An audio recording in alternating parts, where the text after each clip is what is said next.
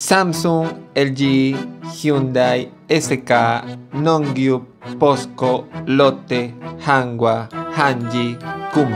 Esta es la lista de los 10 chaebols más grandes por área de negocio dentro de Corea del Sur y pertenecen a los que son posiblemente las familias más poderosas dentro de Corea. Son posiblemente las personas más influyentes tanto en la economía como en la política de este pequeño país. Pero ¿por qué son tan relevantes los chaebols para entender a Corea del Sur? Hola, buenas tardes, Nitanimnida, y hoy vamos a conversar sobre el papel de los chaebols en la economía coreana. Y este posiblemente será el primero de varios videos que vamos a estar tratando sobre esta temática en particular, porque créeme que da bastante para conversar. Así que este video será principalmente introductorio. Quiero que comprendamos cómo nacieron los chaebols, cuáles fueron las condiciones que se tuvieron que dar para que estos nacieran, qué papel juegan en la actualidad y por supuesto cuáles son los retos y controversias a los que se han enfrentado, porque esto es de los temas más delicados para conversar.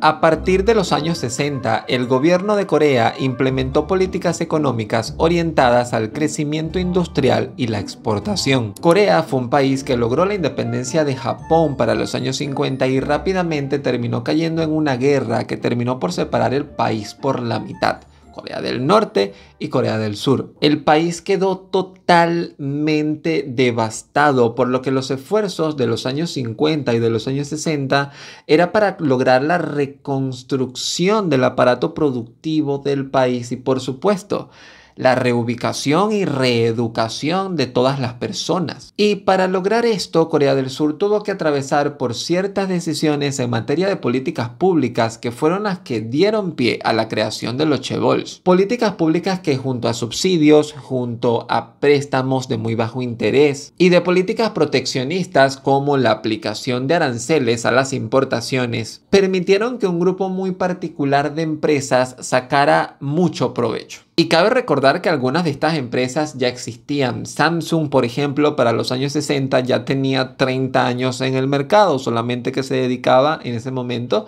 a la venta de pescado seco. No era ni de lejos la Samsung que es actualmente, y muchas de las empresas que actualmente son chaebol tampoco en esa época eran ni de lejos lo que se empezaron a convertir ya en los años 70 y 80, cuando gracias a estas políticas gubernamentales pudieron empezar a expandir el negocio y pasar de ser una empresa a ser un conglomerado. Porque sí, tú hoy en día te dedicas al pescado seco, pero quizá dentro de unos años puedas expandirte al sector energético y quizá dentro de otros años puedas expandirte al sector químico y cuando vienes a ver, tienes una megacorporación montada.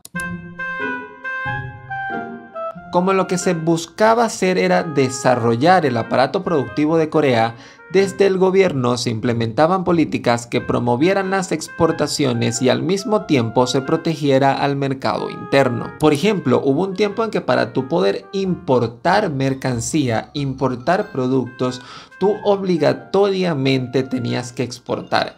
Y tenías el derecho a importar solamente lo equivalente a tus exportaciones. Y claro, esto permitió que poco a poco algunas empresas que eran las que realmente tenían el poderío para poder empezar a exportar, al mismo tiempo comenzaban a acumular el poder de las importaciones, además de ganar prácticamente en solitario presencia cada vez más grande en el mercado internacional, hasta alcanzar tamaños tan impresionantes como el de Samsung, que, por si no lo sabes, representa el 20%, un quinto de todo el Producto Interno Bruto de Corea del Sur. El 20% de todo el Producto Interno Bruto de Corea del Sur es Samsung.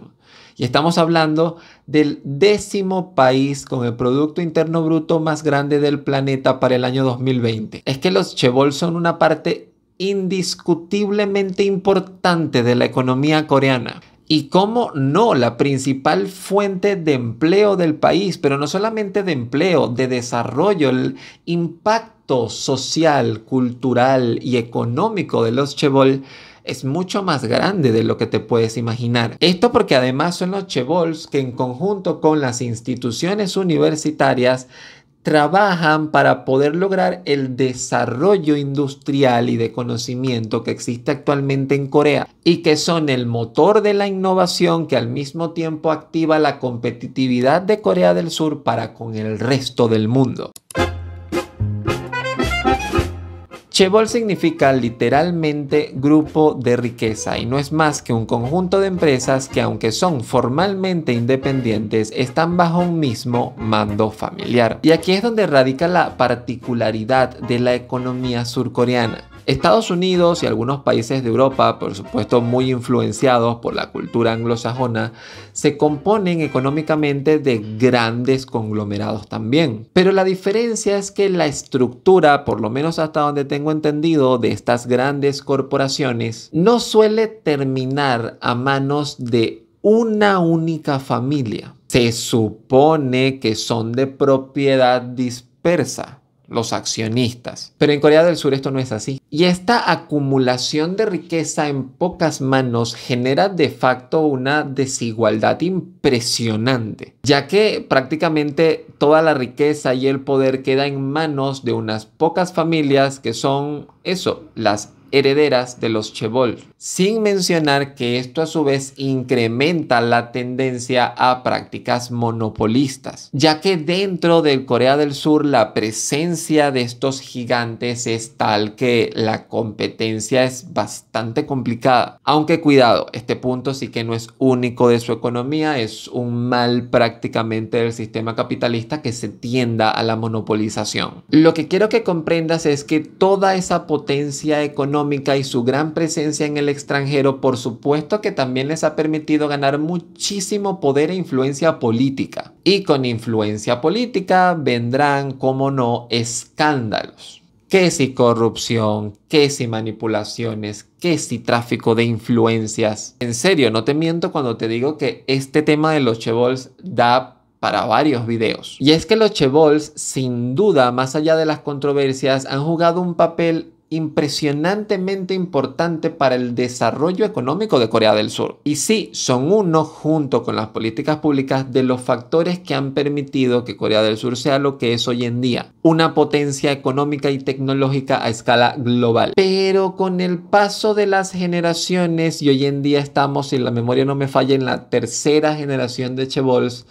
cada vez las preocupaciones, cuestionamientos y desafíos propios de su estructura, en conjunto con la propia competencia extranjera, que también está incrementando bastante, hace que los chaebols hoy tengan que enfrentarse a retos que hasta ahora nunca se habían enfrentado. Ya que si das un pequeñito paso en falso, podrías perder tu estatus como una de las familias más poderosas de Corea del Sur.